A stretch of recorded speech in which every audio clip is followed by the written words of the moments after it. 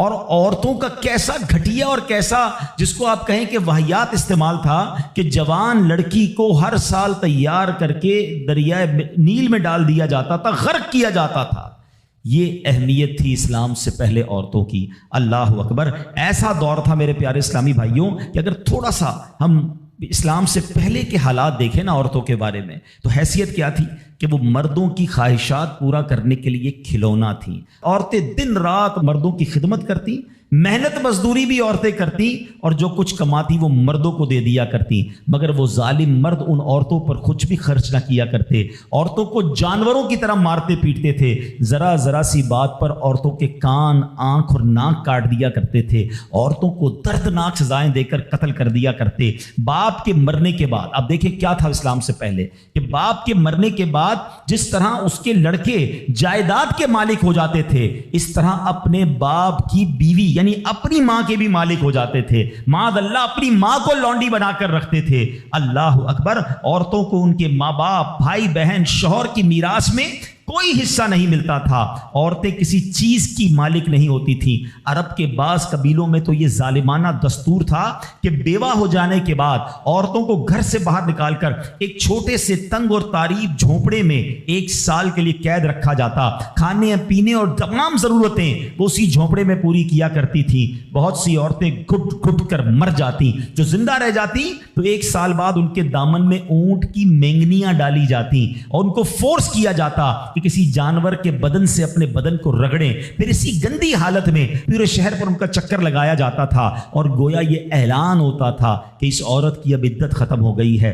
اللہ اکبر، ایسی ایسی رسمیں تھیں، ایسے رواج تھے، عورتیں بلبلاتی، روتی، تڑپتی، مگر ان عورتوں کے زخموں پر کوئی مرہم رکھنے والا نہیں تھا، کوئی فریاد سننے والا نہیں تھا۔ اللہ اکبر، 12 ربیع الاول کی صبح صادق کے وقت کائنات میں ایک ایسا نور جلوہ گر ہوا، ایک ایسی شخصیت آئی جہاں جس نے جہالت کے اندھیروں کو ختم کیا، وہاں ساری دنیا کی عورتوں کے لیے ایک ایسے دکھ کا مداوع بن کر آئے۔ نبی پاک علیہ الصلوۃ والسلام ایسے احکامات لے کر آئے، اتنی پیاری شریعت اور مذہب لے کر آئے جس میں اللہ کے دین نے عورتوں کو ایسا مقام عطا کیا کہ سبحان اللہ، عورتوں کی قسمت کا ستارہ چمک اٹھا۔ اسلام کی بدولت ظالم مردوں کے ظلم و ستم سے کچلی اور روندی ہوئی عورتوں کا درجہ اس قدر بلند ہوا کہ عورت معاملات زندگی اور موت کے ہر مرحلے پر عورت کو باوقار مقام حاصل ہوا۔ مردوں کی طرح عورتوں کے بھی حقوق جو ہے وہ بیان کیے گئے، عورتوں کی حفاظت کے لیے احکام خداوندی نازل ہوئے، عورتوں کو مالکانہ حقوق مل گئے، عورتیں اپنے مہر کی رقموں، اپنی تجارتوں، اپنی جائیدادوں کی مالک بنا دی گئیں، اپنے ماں باپ، بھائی بہن، اولاد اور شوہر کی میراثوں کی وارث قرار دی گئیں۔ الغرض وہ عورتیں جو مردوں کی جوتیوں سے بھی زیادہ ذلیل و خوار تھیں، انتہائی مجبور و لاچار تھیں، وہ مردوں کے دلوں کا سکون اور ان کی گھروں کی ملکہ بن گئیں۔ چنانچہ قرآن مجید صاف لفظوں میں خواتین کے، عورتوں کے حقوق بیان کرتے ہوئے ارشاد فرماتا ہے، بسم اللہ الرحمن الرحیم، خلق لکم من انفسکم ازواجا لتسکنوا الیہا وجعل بینکم مودۃ ورحمہ۔ قرآن کہتا ہے تمہارے لیے تمہاری جنس سے جوڑے بنائے کہ ان سے آرام پاؤ اور تمہارے آپس میں محبت اور رحمت رکھی۔ اب کوئی مرد نہ عورتوں کو مار پیٹ سکتا ہے، نہ ان کو گھروں سے نکال سکتا ہے، اور نہ کوئی ان کے مال و اسباب یا جائیدادوں کو چھین سکتا ہے، بلکہ ہر مرد پر مذہبی طور پر عورتوں کے حقوق ادا کرنے لازم ہیں۔ اللہ اکبر، گویا اسلام نے ظلم کا دروازہ بند کر دیا، کبھی ماں کے روپ میں، کبھی بیٹی کے روپ میں، کبھی بہن کے روپ میں، تو کبھی زوجہ کے روپ میں۔ اللہ اکبر، عورت کو ایک ایسا مرتبہ عطا فرما دیا کہ عورت کسی بھی روپ میں ہو، جب بھی اس کے جناب حقوق تلف کیے جائیں گے، نا انصافی کی جائے گی، اسلام وہاں پر اپنا کردار ادا کرتا ہے، اسلامی قوانین سامنے آتے ہیں، عورتوں کے حقوق بیان کیے جاتے ہیں۔ آؤ سب سے پہلے بات کرتے ہیں بیٹی کی۔ کتنی بڑی نعمت اسلام نے قرار دی، مگر آپ جانتے ہیں اسلام سے پہلے بیٹی کا حال کیا ہوتا تھا؟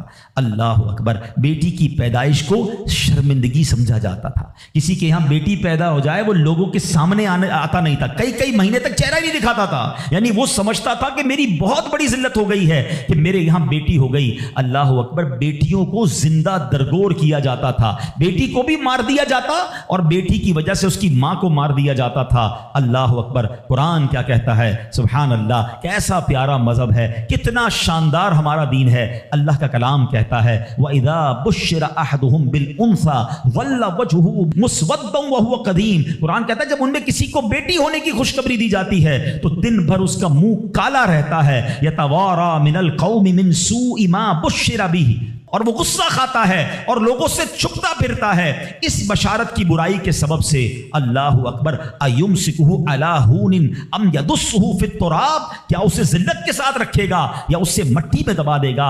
الا ساء ما یحکمون، ارے بہت ہی برا حکم لگاتے ہیں۔ اللہ اکبر۔ اب جناب ہوتا کیا تھا کہ بچیوں کو زندہ دفن کیا جاتا، مگر اس معاشرے میں ایسے لوگ بھی تھے جن کو اللہ نے کیسا نرم دل دیا تھا۔ حضرت صعصعہ، سنیے گا، حضرت صعصعہ بن ناجیہ رضی اللہ تعالیٰ عنہ کا معمول کیا تھا کہ وہ خود کہتے ہیں نبی پاک کی بارگاہ میں آ کر حضور میں دیکھتا تھا کہ جب کسی کو گھر میں بچی پیدا ہوتی تھی اور اس کو وہ دفنانے کا ارادہ کرتا تھا، میں اس کے گھر جاتا، کہتا کچھ پیسے لے لو، بچی مجھے دے دو، دفنانا نہیں، میں اس کی کفالت کروں گا۔ کہتے حضور 360 بچیوں کو میں نے دفن ہونے سے بچایا، لیکن ایمان نہیں لایا تھا۔ 2 اونٹنیاں دی، 10 اونٹنیاں دی، بعض اوقات میں نے حاملہ 10 اونٹنیاں دے کر اور ایک اونٹ فدیہ دے کر بچیوں کو بچایا۔ حضور کیا میرے اس زمانے کا وہ عمل مجھے کوئی اجر دے گا؟ ایمان تو نہیں لایا تھا مگر یہ نیکی کر کے آیا ہوں۔ اللہ کے حبیب نے کتنا پیارا جواب دیا، فرمایا اجر تو تمہیں مل گیا نا، تم ایمان لے آئے، دیکھو اس نیکی کے سبب تمہیں اسلام مل گیا۔ اور سنو، ہم تو یہ کہیں گے صرف اسلام نہیں ملا بلکہ وہ تو صحابی بھی بن گئے، اللہ کے نبی کے دور میں ایمان لے آئے نا، پیارے آقا کی صحبت اختیار کر لی تو اللہ نے ایمان بھی دیا، صحابی بھی بنا دیا۔ لیکن میرے پیارے اسلامی بھائیوں، ایسا حال تھا کہ بچیوں کو پھینک دیا جاتا تھا۔ اب یہاں میں تھوڑی سی بات آج کے دور کی بھی کرنا چاہوں گا۔ ہم انشاءاللہ قرآنی احکام عورتوں کے بارے میں بھی سنیں گے اور ساتھ ساتھ اپنی تربیت بھی کرتے جائیں گے۔ ہم میں سے بہت سارے بیٹیوں والے ہوں گے، مگر کیا یہ خبریں نہیں آتی کہ بچی کی پیدائش کی وجہ سے ماں کو برا بھلا کہا جاتا ہے، گھروں میں جھگڑے ہیں، معاذ اللہ اب بھی یہ خبریں آتی ہیں کہ بچی پیدا ہوئی تو کچرا کنڈی پر پھینک دی گئی۔ یہ تو پھر سے ہم لگتا ہے اسی دور میں جا رہے ہیں۔ اسلام جو بچیوں کے حقوق لے کر آیا، اسلام جو بچیوں کو برا ماننے کے خلاف عمل کرنے کا ہمیں حکم دیتا ہے، بلکہ سنو حدیثیں کیسی ہیں۔ اے بچیوں والو تمہیں مبارک ہو، اے بیٹیوں والو تمہیں مبارک ہو، اپنی بیٹیوں کو کبھی برا نہ سمجھنا۔ نبی پاک علیہ الصلوۃ والسلام فرماتے ہیں جس شخص کے بیٹی ہو وہ اسے زندہ دفن نہ کرے، اسے ذلیل نہ سمجھے اور اپنے بیٹے پر اسے ترجیح نہ دے تو اللہ عز و جل اسے جنت میں داخل کر دے گا۔ ایک اور جگہ نبی پاک فرماتے ہیں، اللہ اکبر، یہ حدیث تو میں کہتا ہوں ختم ہے نا، اس کے بعد الفاظ ہی نہیں بچتے۔ بہت ساری بیٹیوں کی فضیلت کی حدیث ہے مگر یہ حدیث ادھر جا کے لگتی ہے، دل کو چھو لیتی ہے۔ سنو تو صحیح اس کے الفاظ کیا ہیں۔ اللہ کے نبی فرماتے ہیں بیٹیوں کو برا مت کہو، میں بھی بیٹیوں والا ہوں۔ ہائے ہائے، ختم ہو گئی نا بات ہے۔ اللہ کے نبی نے صلی اللہ تعالی وسلم نے اپنی نسبت بیٹیوں کی طرف فرمایا میں بھی بیٹیوں والا ہوں۔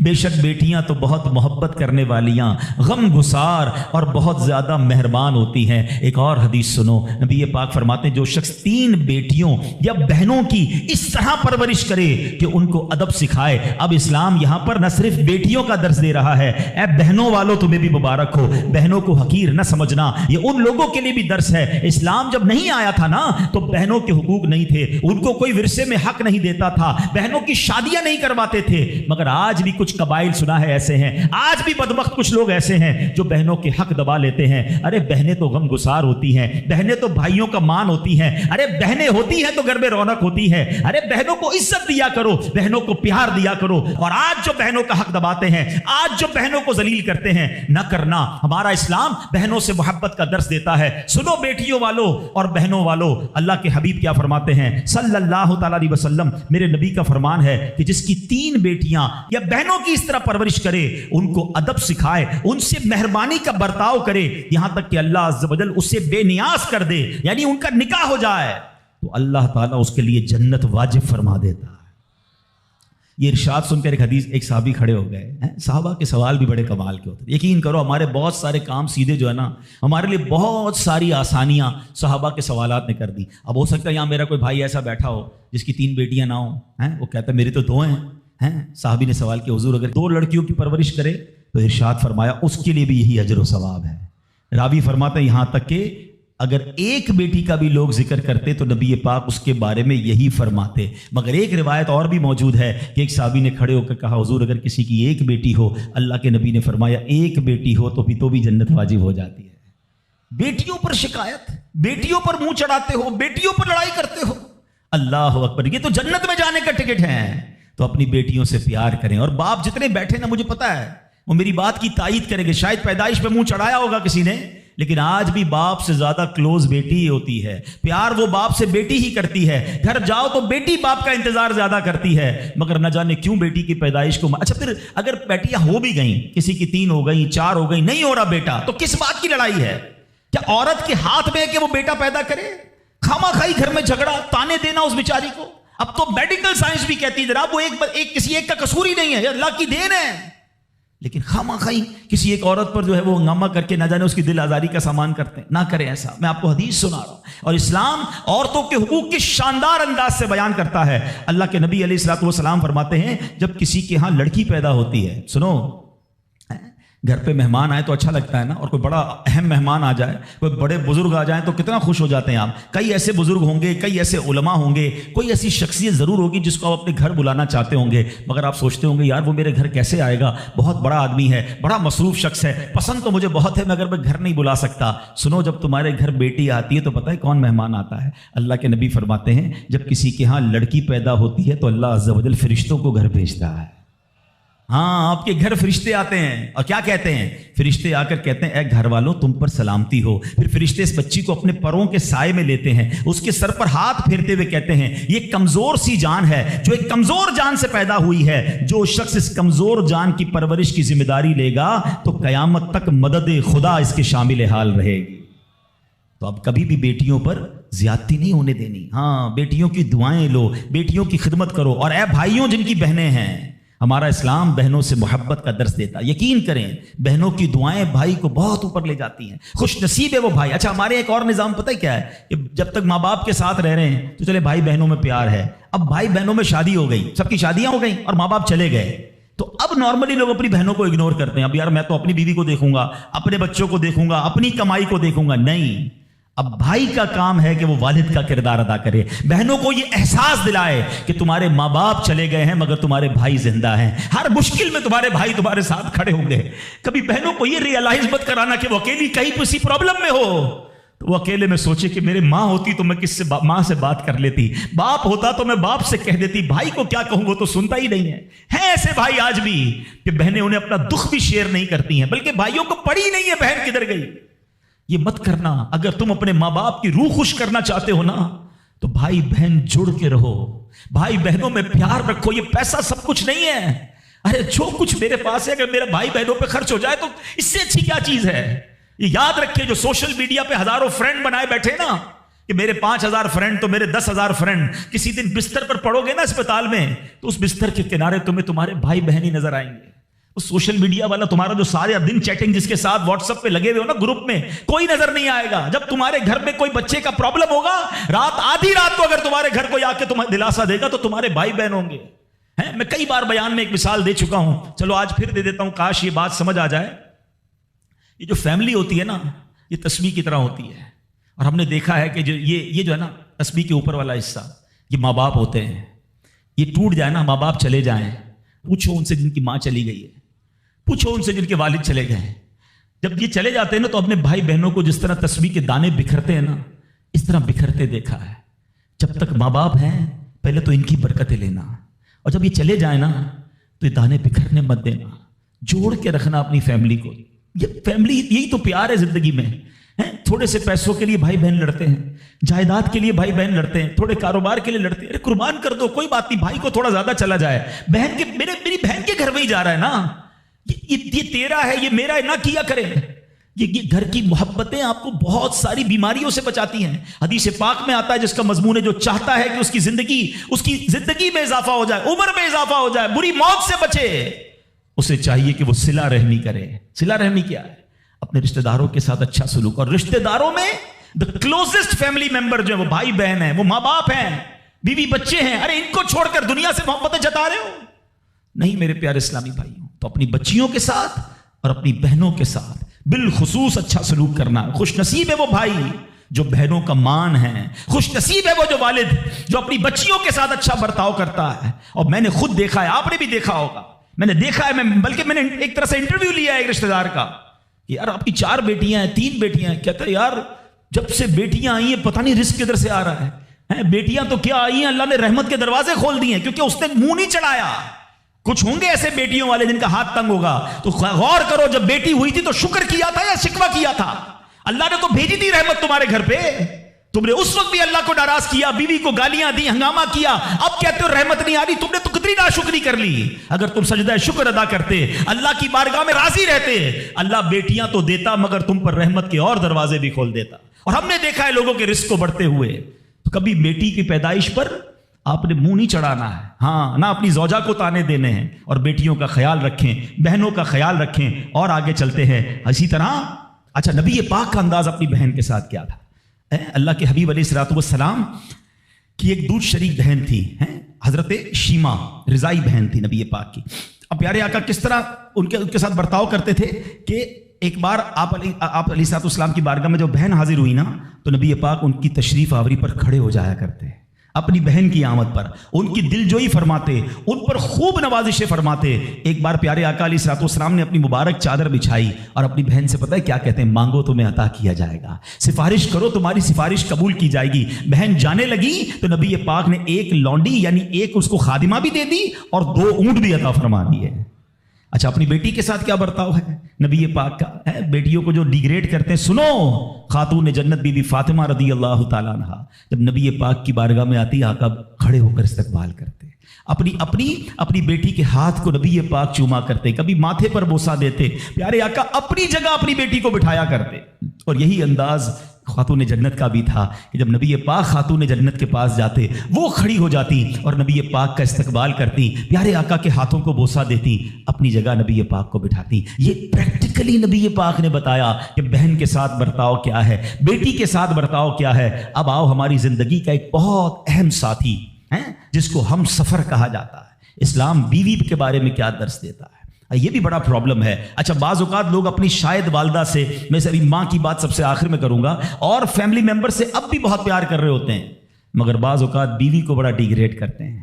ہم شاید بھول گئے ہیں کہ ہماری زندگی کا بہت بڑا حصہ جس کے ساتھ گزرا ہے.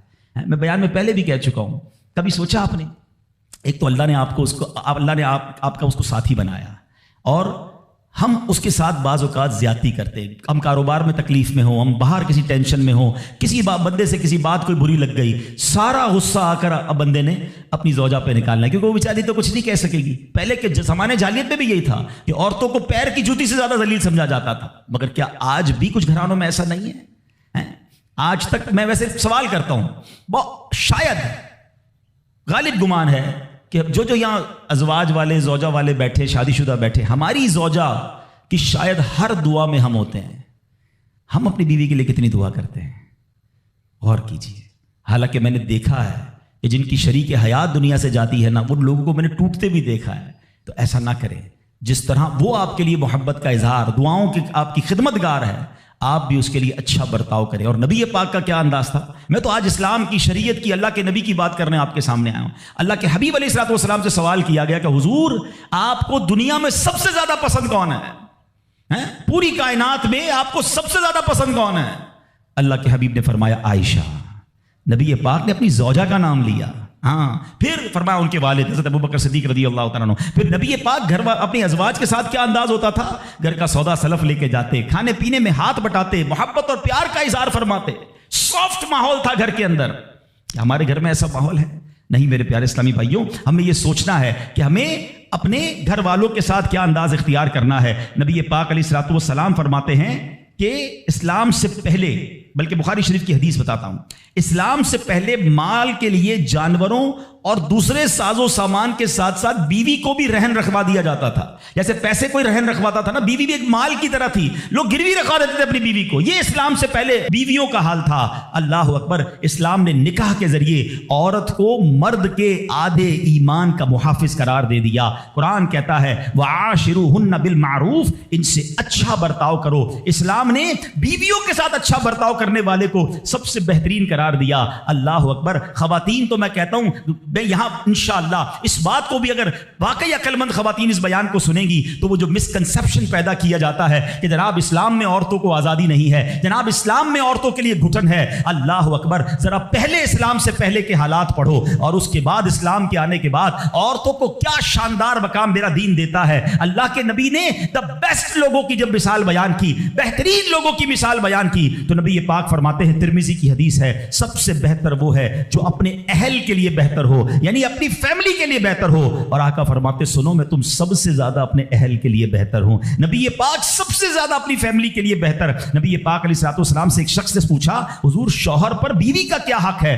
تو آپ نے فرمایا جب وہ کھائے یعنی شوہر کھائے تو بیوی کو کھلائے, جب لباس پہنے اسے بھی پہنائے, اس کے چہرے پر نہ مارے, اسے بدصورت نہ کہے, اور اگر سمجھانے کے لیے اس سے علیحدگی کرنی پڑے تو گھر میں ہی علیحدگی کرے. اللہ اکبر. ایک بار حضرت عمر فاروق رضی اللہ عنہ کی بارگاہ میں, سنیے کا بڑا دلچسپ واقعہ. سیدنا عمر فاروق کا کتنا بڑا نام ہے, آپ کے جلال کی, آپ کی عدالت کی مثالیں دی جاتی ہیں, بڑے بڑے لوگ آپ کے سامنے تھر تھر کانپتے تھے. حضرت عمر کا حال یہ تھا, آپ کا گھر میں انداز کیا تھا کہ ایک شخص آیا کہ میں حضرت عمر کے پاس جاؤں اور بتاؤں میری بیوی جو ہے مجھ سے اس طرح بات کرتی ہے, اور میرا وہ انداز نہیں ہوتا جو شوہر کے سامنے ہونا چاہیے, ہوتا ہے گھروں میں ہو جاتا ہے. تو حضرت عمر کے دروازے پر پہنچا نا, تو اندر سے اسے سیدنا عمر فاروق رضی اللہ تعالیٰ عنہ کی زوجہ ام کلثوم رضی اللہ تعالیٰ عنہ کی ناراضگی کی عالم میں گفتگو کرتے ہوئے سنا. وہ حضرت عمر سے بات کر رہی تھی.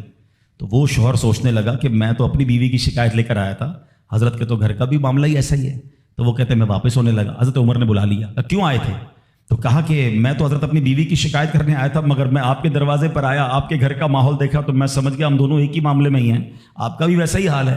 اب حضرت عمر نے جو ان کی تربیت فرمائی نا, آپ نے فرمایا میری بیوی کے مجھ پر چند رائٹس ہیں, چند حقوق ہیں, مجھے اس سے چند فائدے حاصل ہوتے ہیں جس کی بنا پر میں اس سے درگزر کرتا ہوں. پہلا یہ کہ یہ میرے لیے جہنم کی آڑ ہے, میرا دل اس کی وجہ سے حرام کاموں سے بچا رہتا ہے. نمبر 2, جب میں گھر سے نکل جاتا ہوں یہ میری خزانچی بن جاتی ہے, یعنی میرے مال کی نگہبان بن جاتی ہے, میری دھوبن بن جاتی ہے, میرے کپڑے دھوتی ہے, میرے بچے کی پرورش کرتی ہے, میرے لیے روٹیاں اور کھانے پکاتی ہے. تو وہ شخص کہتا ہے یہ سارے فائدے تو مجھے بھی اپنی بیوی سے حاصل ہیں, تو میں تو کبھی درگزر سے کام نہیں لیتا. وہ مجھے کہتی میں اسے لڑنا شروع کر دیتا ہوں. کہتا آج آپ کی بات سے نصیحت مل گئی, اب میں اپنی بیوی کی چھوٹی ماٹی باتوں کو میں بھی درگزر کر دوں گا. کتنی پیاری بات بتائی. ہم وہ ساری باتیں بھول جاتے ہیں, ایک غلطی پر پکڑ لیتے ہیں, ایک غلطی پر ڈانٹتے ہیں. ہر غلطی پر جناب ایسا نہیں ہوتا, ہر غلطی کی سزا سزائے موت نہیں ہوتی ہے. ہم غلطیاں نہیں کرتے. اگر جس طرح ہم اپنی بیوی کو اور غلطی پر ڈانٹتے وہ ڈانٹنا شروع کر دے پھر کیا حال ہوگا؟ تو ایسا نہ کرے. وہ بھی دل رکھتی ہے. ہم نے کسی انسان سے شادی کی ہے, کمپیوٹر سے نہیں کی, ٹھیک ہے نا, تو کمپیوٹر بھی آج کل وائرس آ جاتا ہے, تو وہ تو انسان ہے, غلطی ہو گئی, کوئی بات نہیں. تو سبحان اللہ, اتنا پیارا مذہب ہے. اور اب آؤ, اسلام نے عورت کو جو ایک اور روپ دیا ہے, ایک اور مقام دیا ہے, اور وہ مقام ماں کا مقام دیا ہے, اور ماں کے قدموں تلے جنت فرمایا. ماں کا کیا مقام دیا کہ ماں کو محبت کی نگاہ سے دیکھ لو تو حج مقبول کا ثواب ہے. اچھا, اسلام کی تعلیمات کی جو بنیاد ہے, جو ماخذ ہے, جو مرجع ہے, جس کے ذریعے سمجھے علم و فضل کی نہریں جاری ہوتی ہے, وہ کون سی کتاب ہے؟ وہ قرآن مجید ہے. قرآن مجید کی سب سے بڑی سورت کون سی ہے؟ سورہ بقرہ. اب ذرا سمجھیے گا ماں کا مقام کیسا. قرآن پاک کی سب سے بڑی سورت سورہ بقرہ. اور سورہ بقرہ, بقرہ کس کو کہتے ہیں؟ گائے کو.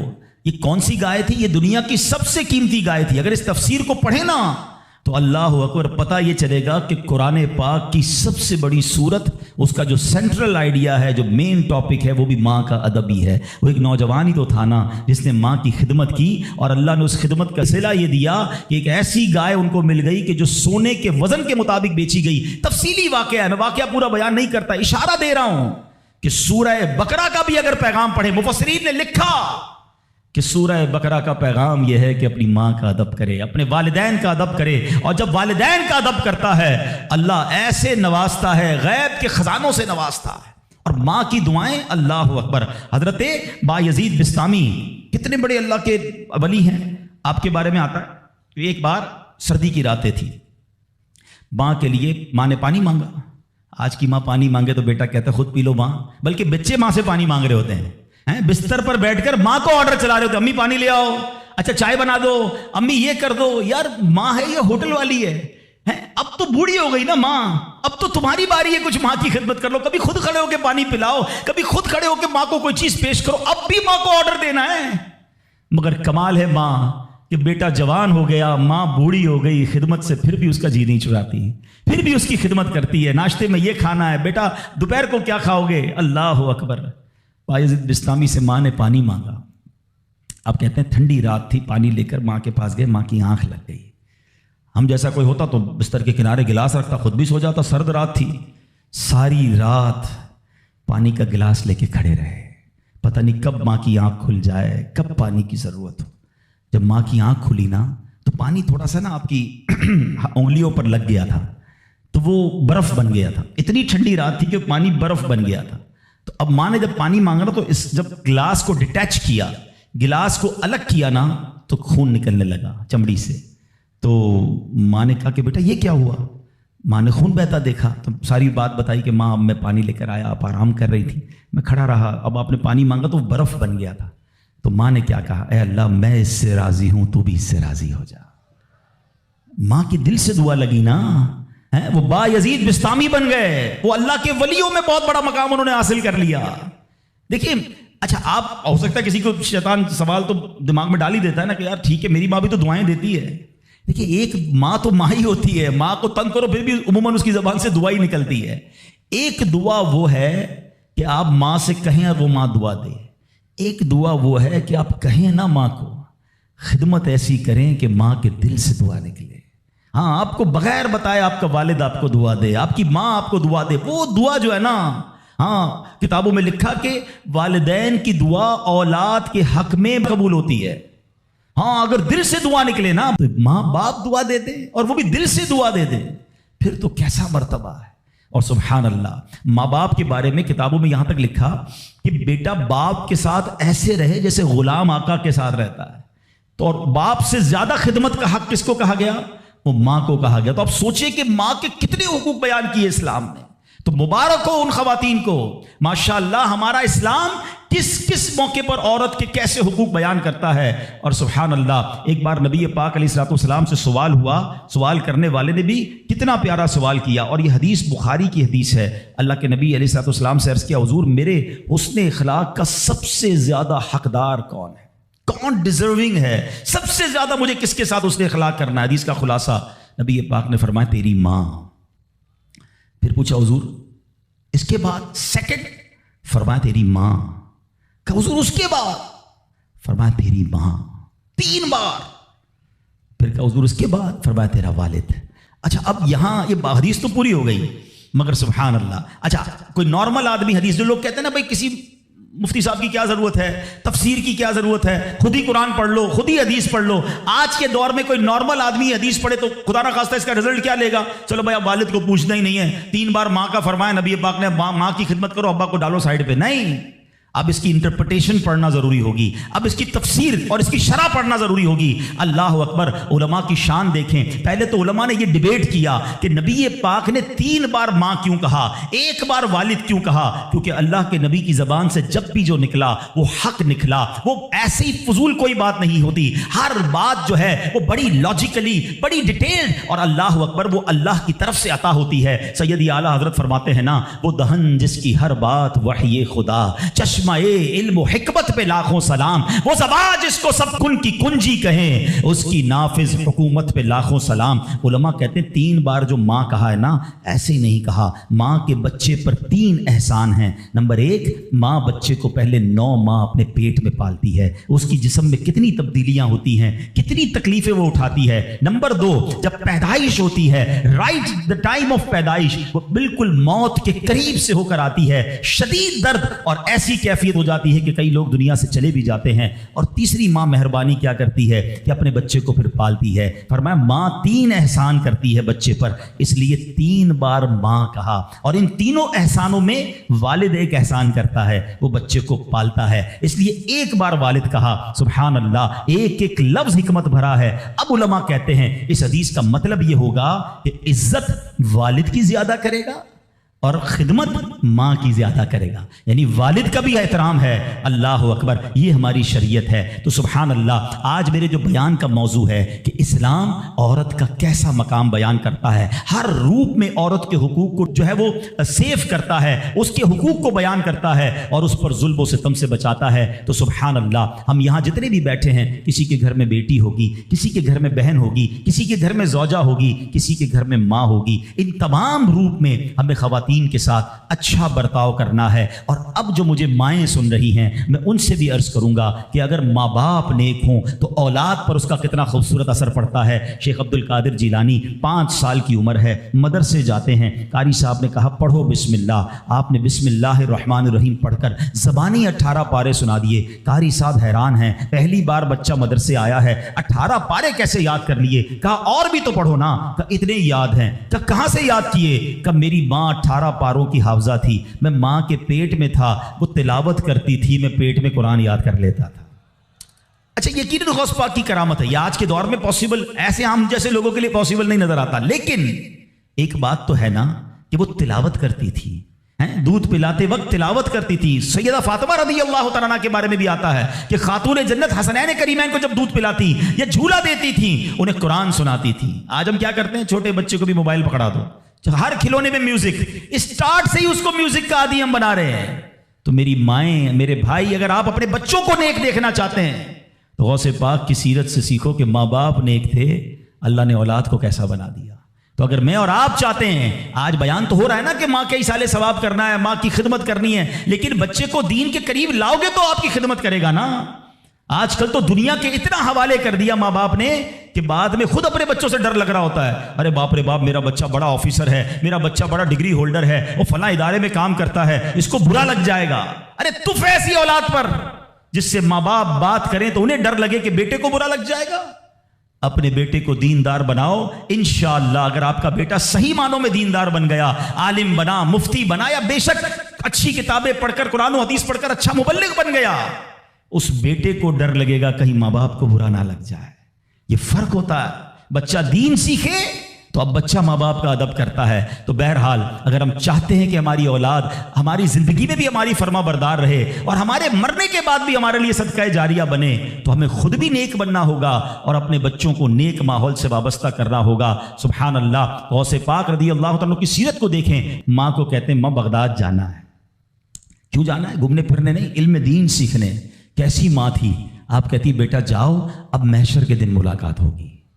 یہاں تو 3 دن کے قافلے میں لوگ نہیں بھیجتے اپنے بچوں کو، آپ پکنک کے لیے بھیج دیں گے دوستوں کے ساتھ۔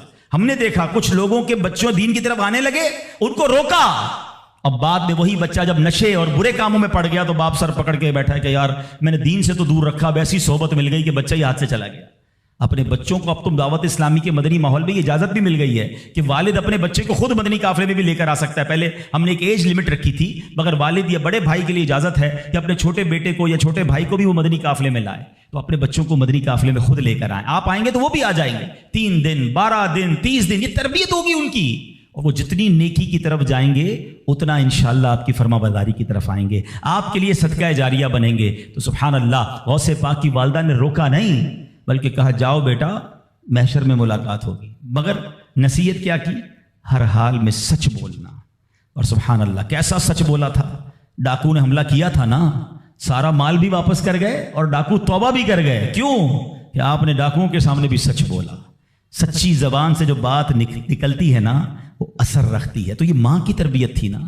تو اللہ پاک ہم سب کو اپنے ماں باپ کا ادب بھی نصیب فرمائے، اور جو ماں باپ مجھے سن رہے ہیں اللہ کرے کہ ہم اپنے بچوں کی اچھی تربیت کرنے میں بھی کامیاب ہو جائیں۔ آپ بچوں کی اچھی تربیت کریں، وہ زندگی میں بھی آپ کے لیے دعائیں کریں گے۔ ہاں آپ کو پتہ ہے بچہ جس کا نمازی ہو، کیا پیارا دین ہے ہمارا۔ یقین کریں ماں باپ خالی بچے کو نیک بنا دیں، پھر دیکھو بچہ آپ کے لیے کیسا کام کرے گا۔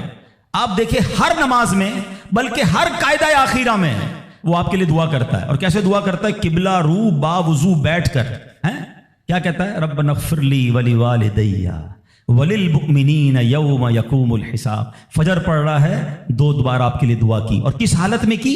बावुजू, किबला रू बैठकर। जोहर पढ़ रहा है, सुन्नतों में दुआ की, फर्ज में दुआ की, फिर सुन्नतों में दुआ। अब कैलकुलेट तो करो, अगर मैं कुछ ना करूं, अपने बच्चे को जिंदगी में 5 वक्त का पाबंद नमाजी बना दूं, मेरे मरने के बाद भी वो नमाज पढ़ता रहे, अरे ना है मेरी कब्र पर, रोज नमाज पढ़ेगा, अत्तहियात में बैठेगा, दुआ करेगा, अल्लाह मेरे माँ बाप की बख्शिश फरमा दे। कितना खूबसूरत मजहब है हमारा, कितना प्यारा दीन है। तो है मेरे प्यारे इस्लामी भाइयों, आज ये पैगाम ले जाओ, औलाद ऐसी बना के जाना है कि मेरे जिंदगी में भी मुझे मेरा बेटा दुआएं दे, मेरी औलाद मुझे दुआएं दे, मेरी खिदमत भी करे, और मरने के बाद भी मेरे लिए सदका जारिया का बाइस हो। मगर वो जब हो सकेगा जब हम खुद नेक बनेंगे, अपने बच्चों को नेक बनाएंगे। और सुभान अल्लाह, यहाँ पर दावत इस्लामी का माहौल हमारे सामने है, जो खवातीन के लिए भी रहनुमाई के लिए खूबसूरत प्रोग्राम रखता है। हमारी बहनों के लिए मदरसे मौजूद हैं, जामियातुल मदीना मौजूद हैं, इस्लामी बहनों के इज्तिमात मौजूद हैं, हमारे इस्लामी भाइयों के हफ्तावार वीकली इज्तिमात वो मौजूद हैं। कुरान से मोहब्बत कीजिए, कुरान सीखिए तो सही कि कैसे पढ़ना है, तो खुद भी और अपने बच्चों को भी कुरान पढ़ाइए। तो अब जो बड़े हो गए हैं, दावत इस्लामी देखें कितना प्यारा प्लान रखती है कि जो बच्चे हैं वो मदरसुल मदीना, जो बच्चों के उसमें दाखिला ले लें, और जो बड़े हैं जो मदरसों में दिन में नहीं जा सकते, जॉब करते हैं, कारोबार करते हैं, तो आपकी आसानी के लिए तकरीबन कराची की मस्जिदों में, बल्कि अगर मुझे दुनिया में कहीं भी सुन रहे हैं तो अल्हम्दुलिल्लाह दावत इस्लामी वालों से राब्ता करें। हजारों हजार मदरसतुल मदीना बालिगान पूरी दुनिया में मौजूद हैं। कारोबार से आकर मगरिब के बाद, इशा के बाद अपने इलाके की मस्जिद में जाएं, इंशाल्लाह वहाँ आपको दावत इस्लामी वाले मिल जाएंगे। 15 मिनट 20 मिनट अपने मखारिज ठीक कर लें, कुछ ना कुछ तिलावत कर लें, ताकि रोज़ाना मेरी ज़बान से कुछ कुरान पाक के अल्फाज अदा हो जाएं। तो अल्हम्दुलिल्लाह मैं उम्मीद करता हूँ इंशाअल्लाह अब आपने नीयत ये करनी है कि हर जुमेरात इज्तिमा में शिरकत करेंगे इंशाअल्लाह, ठीक है ना। हर हफ्ते मदनी मुज़ाकरे में भी करम फरमाएं, और उसके साथ साथ मदरसतुल मदीना बालिगान इसको थाम लें। इंशाअल्लाह आप देखेंगे कि जब मैं रोज़ कुरान पाक पढ़ूंगा, रोज़ सीखूंगा, मेरी ज़बान पर कुरान जारी होगा, तो मेरे दिल में भी कुरान का नूर आ जाएगा। अल्लाह करीम से दुआ करता हूँ, अल्लाह करीम जिनके वालिदैन हयात हैं उनको दराज़ी उम्र बिल खैर अता फरमाए, जिनके माँ बाप चले गए उनकी बेहिसाब मग़फ़िरत फरमाए।